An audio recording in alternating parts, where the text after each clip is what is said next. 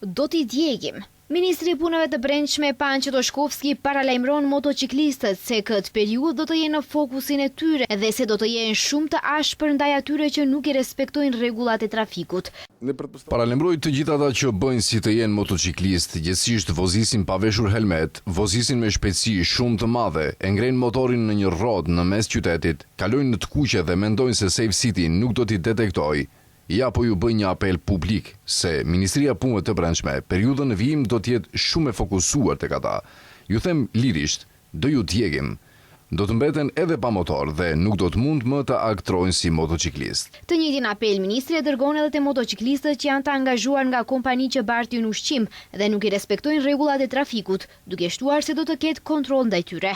Ndërsa u pyet edhe për fëmijët që vozisin trotinet elektrik, gjëgjësisht se a planifikon MPB ta kufizoj përdorimin e tyre, vetëm nga mosha 18 vjeç. Toshkovski paralajmëroi ndryshime ligjore dhe se do të inkorporojnë restriksione sipas modelit të vendeve fqinje.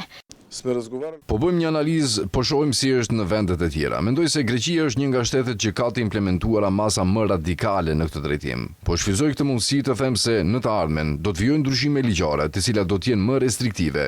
Se a do të lejohet nga mosha 16 ose 18 vjeç nuk e di, por e dim se janë të nevojshme ndryshime për të arritur sigurinë në trafik. Ministri theksoi se në vendet e Europës është konstatuar rritje rasteve të vdekjes të shkaktuara nga trotinetët elektrik.